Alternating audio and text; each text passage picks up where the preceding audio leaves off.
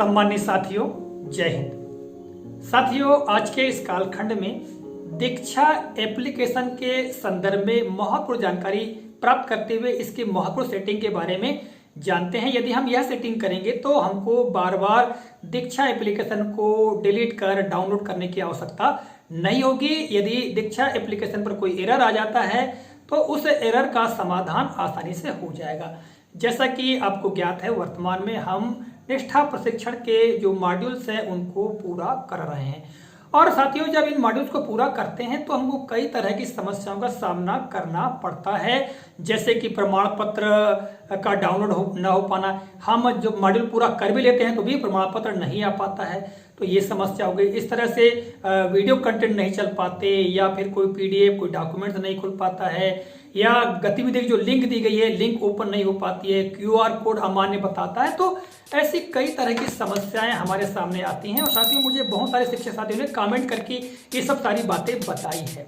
तो आज के इस कालखंड में मैं आपको वही सेटिंग बताने वाला हूं कि आपको क्या करना है दीक्षा ऐप पर, ताकि जो आपकी ये समस्या है हो सकता है कि इनका समाधान हो जाए। साथियों, मैंने भी चौथा मॉड्यूल को पूरा कर लिया है, किंतु उसका प्रमाण पत्र अभी तक नहीं आया है। तो साथियों, इस सेटिंग को मैं आपको करके बताता हूं, हो सकता है कि प्रमाण पत्र आ जाए। साथियों, जो सेटिंग मैं आपको बताने वाला हूं, हो सकता है इस सेटिंग को करने के पश्चात आपकी समस्याओं का समाधान हो भी जाए, और कई बार नहीं भी हो सकता है। मान लो आपका भी प्रमाण पत्र नहीं आया है और आपने ये सेटिंग की और फिर आपका प्रमाण पत्र नहीं आया है, तो इसका आशय ये होगा कि जो दीक्षा एप्लीकेशन में ऊपर से ही आपका जो प्रमाण पत्र है वो नहीं भेजा गया है। ठीक इस कारण से वो आपके जो मॉड्यूल है उसमें दिखाई नहीं दे रहा है। तो साथियों, हम जो है दीक्षा एप्लीकेशन की ये जो सेटिंग करेंगे, इससे कई तरह की समस्याओं का समाधान हो जाएगा।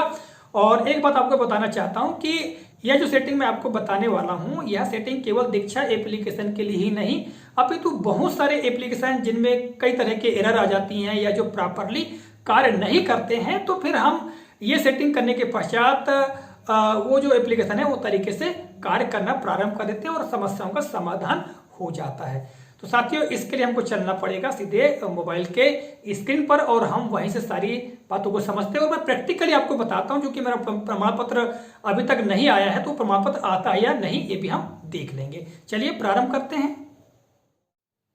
साथियों, दीक्षा ऐप की सेटिंग को करने से पूर्व हम दीक्षा ऐप पर अपनी प्रोफाइल को ओपन करके कुछ महत्वपूर्ण जानकारी देख लेते हैं। मैं दीक्षा ऐप पर क्लिक करता हूं। मैंने क्लिक किया और देखिएगा ये खुल रहा है। ठीक, इसके पश्चात हम सीधे क्या करेंगे, प्रोफाइल पर क्लिक करेंगे नीचे, और क्लिक करने के पश्चात साथियों मैं थोड़ा सा आपको स्क्रॉल अप करके बता देता हूँ। ठीक है, आप यहाँ पर देख रहे हैं कोर्स में भाग लिया 28, और साथियों जितने कोर्स में मैंने भाग लिया है उनके बारे में बता रहा है यहाँ पर। ठीक है, और यहाँ पर आप देखिएगा एक जो प्रशिक्षण है, जैसा कि आप यहाँ पर देख पा रहे हैं, शिक्षण अधिगम प्रक्रिया में जेंडर आयामों की प्रासंगिकता, यह चौथा मॉड्यूल है। इसको मैंने पूरा कर लिया है, किंतु अभी तक इसका सर्टिफिकेट नहीं आया है। ठीक है, तो साथियों हम सर्टिफिकेट नहीं आया है, इस हेतु जो सेटिंग करने वाले हैं उस पर हम सीधे अब चलते हैं, बैक हो जाते हैं। और अब आप यहाँ पर देख रहे हैं सेटिंग का ऑप्शन। ठीक है, सेटिंग के ऑप्शन पर हम क्लिक करेंगे। मैंने क्लिक किया, और क्लिक करने के पश्चात साथियों थोड़ा सा स्क्रॉल अप कर लें, और यहाँ पर आप देखेंगे आगे ये ऐप्स का ऑप्शन दिखाया गया है। आपके मोबाइल पर भी यह ऐप्स का ऑप्शन होगा, आप इस पर क्लिक करेंगे। मैंने क्लिक किया, और क्लिक करने के पश्चात साथियों यहाँ पर जो 5 ऑप्शन दिखाए गए हैं, इसमें सेकंड ऑप्शन जो है मैनेज ऐप्स, इस पर आप क्लिक कीजिएगा। और साथियों क्लिक करने के पश्चात आप यहाँ पर देख रहे हैं दीक्षा ऐप का ऑप्शन आपको दिखाया गया 3rd नंबर पे। ठीक है, आपके मोबाइल पर जिस भी क्रम में दीक्षा ऐप हो, ठीक है, उस पर आपको क्या करना है, क्लिक कर लेना। मैं क्लिक करता हूं। मैंने क्लिक किया, और क्लिक करने के पश्चात साथियों आप यहां पर देख रहे हैं सबसे नीचे 3 ऑप्शन दिखाए गए हैं, फोर्स स्टॉप, फिर है अनइंस्टॉल, और फिर है क्लियर डेटा। ठीक है, तो साथियों क्लियर डेटा पर हम करेंगे क्लिक। मैंने क्लिक किया, और यहाँ पर फिर 2 ऑप्शन आ गए हैं, क्लियर ऑल डेटा और क्लियर केस। तो आपको क्या करना है, क्लियर ऑल डेटा पर क्लिक कर देना है। ये हमने साथियों क्लिक किया, तो यहाँ पर पूछ रहा है all app data including file setting accounts databases and cash will be permanently deleted, ये बता रहा है। और उसमें कैंसिल और ओके के ऑप्शन दिए गए हैं, तो हमको ओके पर क्लिक कर देना है। आशा ये हुआ कि जैसे हमने ओके पर क्लिक किया साथियों, तो दीक्षा ऐप पर जो कुछ भी जो डेटा उपलब्ध है, हमने जो कुछ भी क्रियाकलाप किया है, तो उसका जो डेटा है वो यहाँ पर अब समाप्त हो चुका है। ठीक है, और हमको क्या करना है, अब बैक हो जाना है, वापस हो जाना है। चलिए मैं वापस हो जाता हूँ। साथियों, वापस होने के पश्चात हमको क्या करना है, पुनः दीक्षा ऐप को क्लिक करके इस पर लॉगिन होना है, क्योंकि हमारा लॉगिन पेज भी हट चुका है यहाँ से। तो मैं क्लिक करूँगा और क्लिक करने के पश्चात आप देख रहे हैं यहाँ पर, ठीक है, यहाँ पुनः सारी प्रक्रिया हमको करनी पड़ेगी, जैसा कि हमको दीक्षा ऐप पर लॉगिन होने के लिए करना पड़ता है। मैं हिंदी को चयन करूँगा और जारी रखे पर क्लिक करेंगे। इसके पश्चात हम शिक्षा पर क्लिक करेंगे। ठीक है, और साथियों यहाँ पर सीधे बोर्ड चुनिए पर हम क्लिक करेंगे। ठीक है, बोर्ड हमारा जो भी आपका बोर्ड हो, जैसे मेरा बोर्ड है मध्य प्रदेश, तो सीधे मैं मध्य प्रदेश, स्टेट मध्य प्रदेश पर क्लिक कर दूंगा। ठीक है, ये और दाखिल करें पर हम क्लिक करेंगे। और यहाँ पर फिर माध्यम चुनिए बोल रहा है, तो माध्यम में हिंदी। ठीक है, दाखिल करें और कक्षाएं चुनिए, तो कक्षा साथियों मैं 3, 4 और 5 पर क्लिक कर देता हूँ और दाखिल करें पर हम क्लिक करेंगे। ठीक है, और फिर जारी रखें पर क्लिक करेंगे और आगे बढ़ेंगे। तो देखिएगा आगे ये यहाँ पर वीडियो इंटरेक्टिव सामग्री, इस पर हम उसको हटा देंगे। ठीक है, और साथियों यहाँ पर जो प्रोफाइल है, अब हम प्रोफाइल पर क्लिक करेंगे। तो यहाँ पर फिर क्या पूछेगा, लॉगिन करें। ठीक है, तो ऊपर दिया हुआ है गेस्ट 1 भूमिका बदलें शिक्षक, तो यहाँ पर सीधे नीचे लॉगिन का ऑप्शन दिया है, लॉगिन पर हम क्लिक करेंगे और लॉगिन होंगे। ठीक है, और लॉगिन होने के लिए साथियों यहाँ पर 3-4 ऑप्शन दिखाए गए हैं, आपको कहीं ऊपर कुछ भी नहीं करना है। सबसे नीचे वाले ऑप्शन पर आपको जाना है, लॉगिन विद स्टेट सिस्टम, इस पर हम क्लिक करेंगे।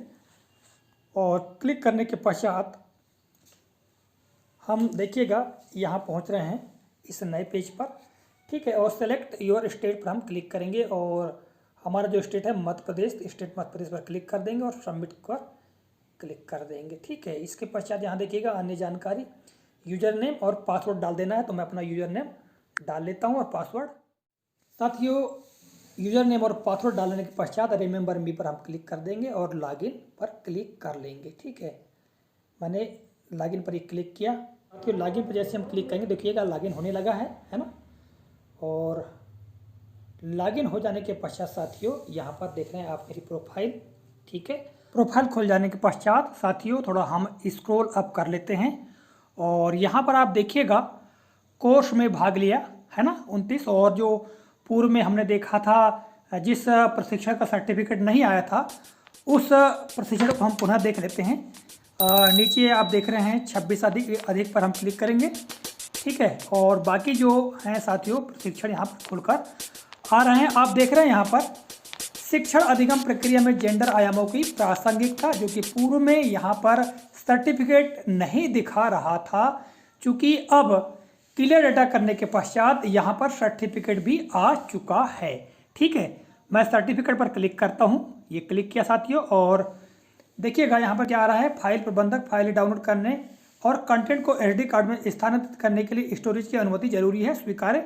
यदि कभी ऐसा आदत स्वीकार कर लेना है, अलाउ भी कर देंगे।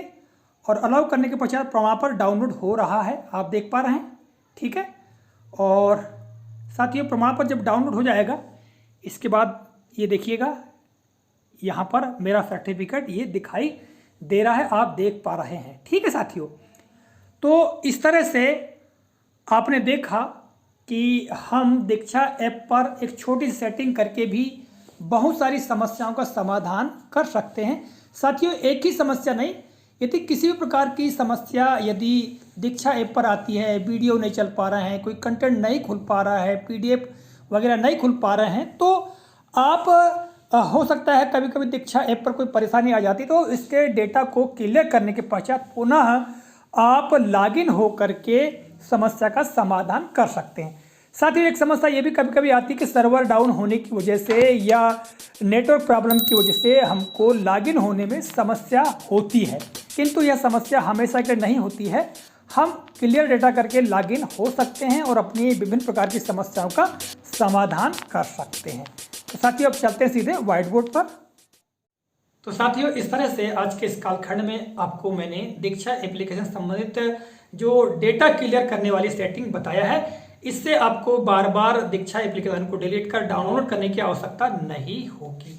तो साथियों, आज के इस कालखंड में जो भी जानकारी आपको दी है, आशा करता हूँ ये आपको उपयोगी लगी होगी। मिलते हैं अगले कालखंड में किसी नए प्रकरण, नई जानकारी के साथ। तब तक के लिए नमस्कार, जय हिंद, वंदे मातरम।